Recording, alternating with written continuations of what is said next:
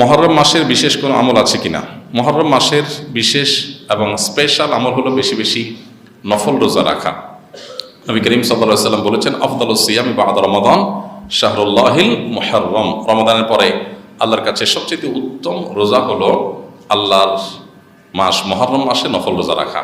অর্থাৎ রমজানের রোজা তো ফরজ রোজা, সেটার সাথে কোনোটা তুলনা চলে না।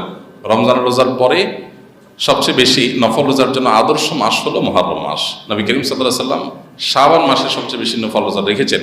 অনেক উলামা ইকরাম বলেছেন মুহররমের ফজিলত তিনি বলেছেন, কিন্তু আমল করার তৌফিক পান নাই, তার আগে দুনিয়া থেকে চলে গেছেন। যাই হোক, তো মুহররম মাসে বেশি বেশি নফল রোজা রাখার ব্যাপারে গুরুত্ব আরোপ করা হয়েছে, উৎসাহ দেওয়া হয়েছে। এই জন্য এই মাসের স্পেশাল নাম হলো নারী পুরুষ সবাই যার যার জায়গা থেকে মুহররম মাস উপলক্ষে আমরা যার যার সাধ্য অনুযায়ী 2, 4, 10টা রোজা রাখার চেষ্টা করব।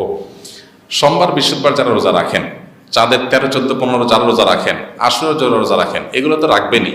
মাস হিসাবে এই মাসের রোজার মাস হিসাবে, আদর্শ রোজার মাস হিসাবে হাদিসে যে মর্যাদা বলা হয়েছে, নির্দেশ বলা হয়েছে, সেই কারণে আমরা কিছু নফল রোজা রাখার চেষ্টা করবো ইনশাআল্লাহ।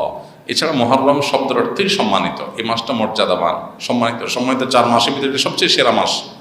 আবার এই মাসে আশুরা রয়েছে, সেই জন্য এটার মর্যাদা অনেক বেশি। নবী করিম সাল্লাল্লাহু আলাইহি ওয়াসাল্লাম এটাকে শাহরুল্লাহ বা আল্লাহর মাস বলেছেন। এখান থেকে এই মাসের মর্যাদা মর্তবা বুঝে আসে। এই জন্য অন্য যে কোনো সময় চাইতে এই মাসে পাপাচার থেকে আমরা বেঁচে থাকার চেষ্টা করব।